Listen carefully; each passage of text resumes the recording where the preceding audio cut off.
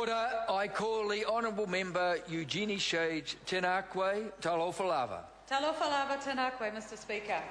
Mr Speaker, the government made it very clear that last Thursday's budget was a zero budget. It had zero ambition for making our clean, green image and brand a reality. The Minister of Finance didn't even mention the natural environment in his budget speech. The budget has zero ambition to safeguard the health of our oceans or to significantly improve the survival chances for kiwi, for mohua, for whio and other species at risk of extinction. This is despite the fact that we have a billion-dollar tourism industry and the Department of Conservation, with its management of national parks and conservation lands, is one of the biggest providers for tourism in New Zealand. The national government doesn't seem to realise that the economy depends upon planet Earth. No environment, no economy. No wild landscapes, no tourists. No water, no mill. This report, Beyond Rio, on our environmental records since the Earth Summit, should be a wake-up call for government, because it shows how much more we need to invest in environment and conservation. Except that this government, as the last speaker demonstrated, has blocked its ears, because its plan for the economy is firmly based around resource extraction, drilling for oil, mining for coal, damming or diverting rivers for irrigation, and encouraging further growth in dairying, regardless of the pollution load and the environmental damage and harm that that does. And for the members opposite, they don't seem to realise that the climate in New Zealand and the geology in New Zealand is very different from Australia. With our higher rainfall, there's much more risk of tailings dams leaking, toxic chemicals leaking into our waterways. It's completely different from the dryland environments of Australia. Mr Speaker, New Zealand was one of the first countries to ratify the Convention on Biodiversity in 1993. That was followed in 2000 by the adoption of a biodiversity strategy, and one of the strategy's primary objectives is to halt the decline in biodiversity. At Rio+10 in Johannesburg in 2002, the government committed to strengthen national, regional and international efforts to control invasive alien species, which we know are one of the major causes of biodiversity loss. Our 2004 State of the Environment report identified biodiversity loss as our most pervasive environmental issue. We have a global and a national biodiversity crisis, yet this budget cuts funding for our main biodiversity manager, the Department of Conservation. The department's allocation of $335 million is equivalent to the budget of the Hamilton City Council, yet the department manages a third of our land area. The budget means an $11.6 million cut in departmental spending in the current year and an $8.7 million cut from 2013-14 onwards. It means that in the next year the department has to raid its land acquisition fund of $8.2 million. That means there's no money to purchase coastal forest and other lowland areas that aren't well represented in the conservation estate. And it will mean, Mr Speaker, more loss of conservation expertise and skill as departmental staff are forced to leave in the next round of restructuring. So despite the evidence of the biodiversity crisis, this budget offers no hope, no vision and no indication that the government wants to achieve the goal in the biodiversity strategy of halting the decline. And as the Forest and Bird has said, it's galling when you look at vote conservation to see that the department will spend just $156 million on the protection of our wild places and wildlife in these islands of Aotearoa. Mr Speaker, the government's priorities are wrong. It gave tax cuts to the well-off so that it had $1 billion less to spend elsewhere.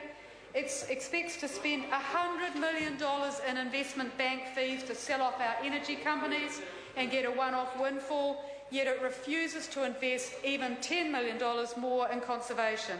It subsidises the mining industry to the tune of $24 million for its seismic surveys, yet it can't properly fund conservation. And this is despite the fact that the department has world-leading expertise in conservation. It achieved a world first in eradicating rats from Campbell Island. And as the Associated Professor Diane Brunton of Massey University said in response to the Rio report, and I quote, DOC are very good at controlling predators and pests when they have sufficient resources to do so, end quote. Yet this budget means that in the next financial year, the government will only be able to undertake sustained possum control on 1.2 million hectares of the 8.5 million hectares it manages. It will only be able to do sustained weed control on 1.8 million hectares. A green budget would invest in conservation instead of the short-term thinking, the callous cuts to our environment and conservation, our native plants and wildlife that are in this budget, and which has seen the department's funding slashed by 54 million over 4 years.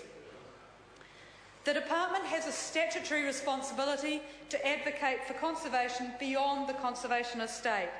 But one of the main consequences of the funding cuts and the associated restructuring and the loss of 150 staff, planners, lawyers, ecologists and others with technical expertise is that increasingly the department is absent from major resource consent applications. It wasn't there on the plan change for Crystal Valley, which takes some of the Craigieburn range and turns it into an alpine village and subdivision.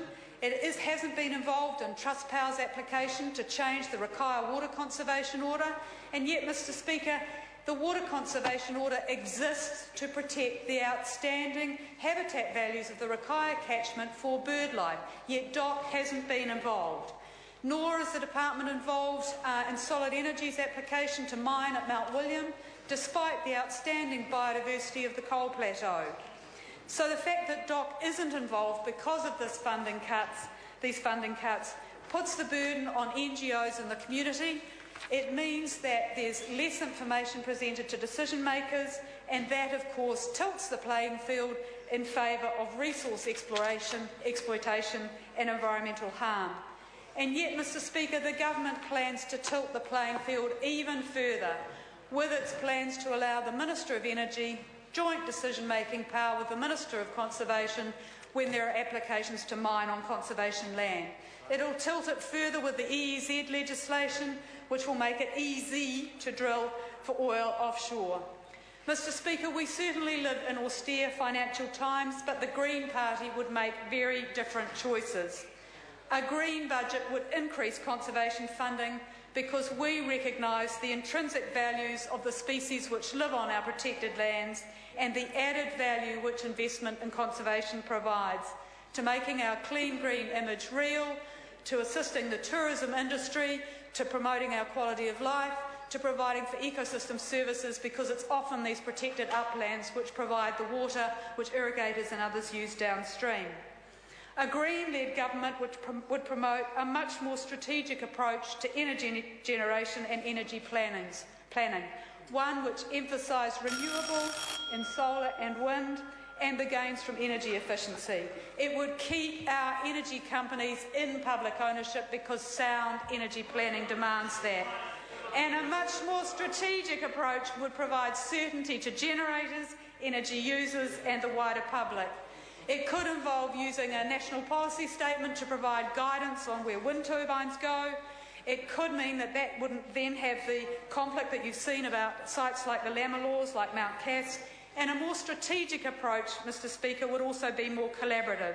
It would mobilise the expertise, the skills and the resources which we've seen spent in classic conflicts between the environment and the economy in the Mokihinui River. It would ensure that rivers like the Mokihinui were given proper protection. A green budget, Mr Speaker, would be about ensuring that we have a smart economy that protects our natural assets, that shares prosperity fairly and ensures we have a good quality of life. I call the Honourable